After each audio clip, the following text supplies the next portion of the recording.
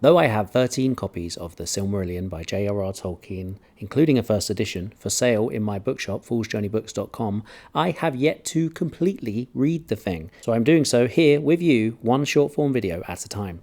And we have Chapter 8, The Darkening of Valenor. So whilst the Valar are searching for Melkor in the north, he heads south in disguise, as ever. And in the thickest darkness, in southern Arafar, is Ungoliant, in the form of a giant spider. Ungoliant was once in the service of Melkor, and she came from without Arda. She seems to be like the embodiment of hunger, and she wishes to be mistress of her own lust. He goes to her in the form of a great dark lord, and it is after this that he is no longer able to transform, so no more journeying around as a storm cloud. He is now stuck as a great dark lord, clad in an unlight gloom that she puts forth. They go to the tallest mountain and they look out over across to Valenor, where they see that there is a festival happening. So though timeless, the Valar enjoy playing in the time and seasons, and Manwë throws a great feast with all but the Teleri in attendance, and also without Finwë, because he says that if his son Feanor is not welcome, then he is not welcome, and some of the other Noldor stay behind as well, so almost everyone. And Feanor turns up and he's basically being really stroppy and not really speaking much to anyone, but eventually he shakes hands with his half-brother Fingolfin. And whilst this is all going on, in their unlight, Melkor and Ungoliant approach the tree mounds. Melkor manages to spear the trees,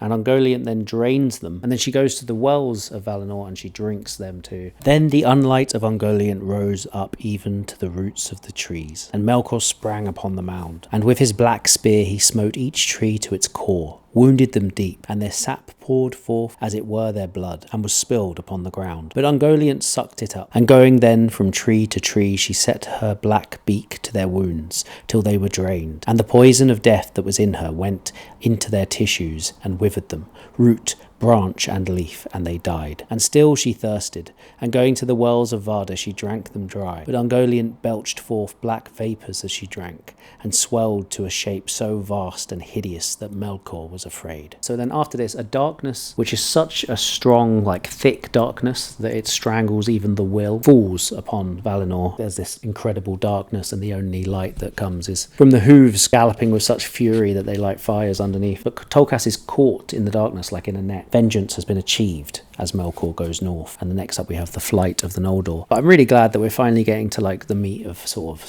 some story with the Silmarillion. It's been a lot of world building, which is obviously what one would expect, and it's why people love the Silmarillion so much. This is just really enjoyable now, and I think I will say to people now, I will recommend that you get to chapter 8 of the Silmarillion section. Once you get there, the book becomes a bit easier going to read, because it's just such pure Tolkien epic fantasy brilliance, genius, you know.